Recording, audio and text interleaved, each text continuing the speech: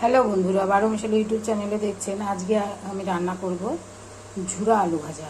সেই ঝুরা আলু ভাজাটা কীভাবে করবো বন্ধুরা, চোচা শুদ্ধ, সাইডের চোচাগুলো থাকবে, এগুলো শুদ্ধ হচ্ছে। আলুগুলোকে কুচি কুচি করে কেটে ভালো করে ধুয়ে জলের মধ্যে ভিজিয়ে রাখতে হবে। এরকম একটা পাত্র নিয়ে এই জলের মধ্যে ভিজিয়ে রাখতে হবে।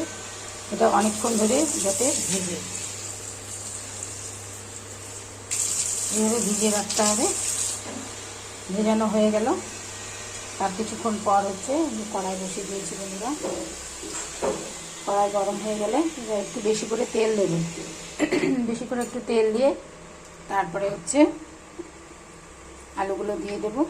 আলুগুলো দেওয়ার পর সঙ্গে সঙ্গে কিন্তু আমি লবণটা দেবো না, কিছুক্ষণ ভাজা করার পর তেল দিয়ে দিলাম।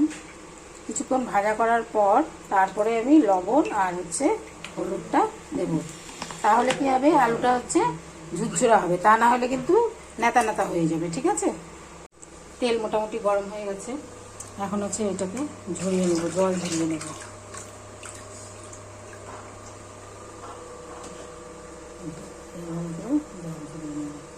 তারপরে এটার মধ্যে দেবো। অল্প অল্প করেও করা যায়, কিন্তু আমি একবারে টোটালটাই দেবো, সেটাই দেখাবো যে বেশি করে দিয়ে আলু ভাজা করা যায়। এটাকে কিছুক্ষণ ভাজা ভাজা করবো।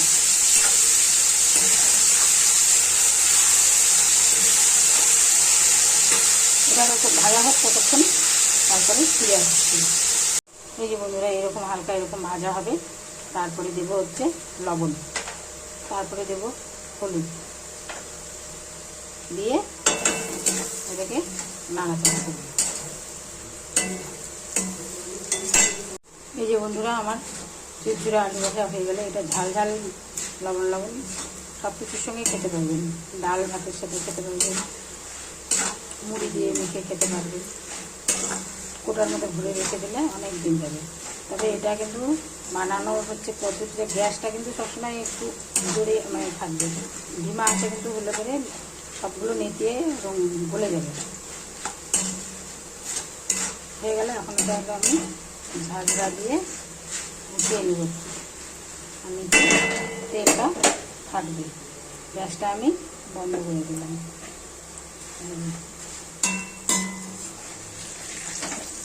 এইভাবে করে তেলটা ভেজে নিতে হবে। নিয়ে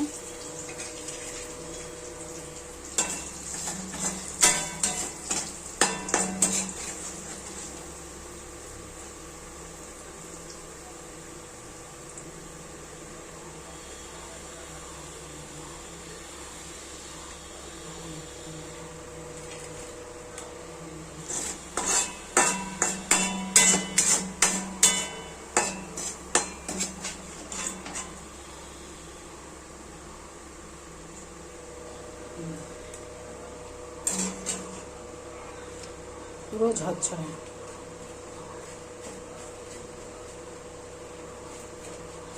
শব্দ শোনা যাচ্ছে, পুরো ঝরঝরে, প্রচণ্ড গরম। আপনারা এইভাবে বানায় খাবেন বাড়িতে, এটা খেতে কিন্তু খুব সুস্বাদু।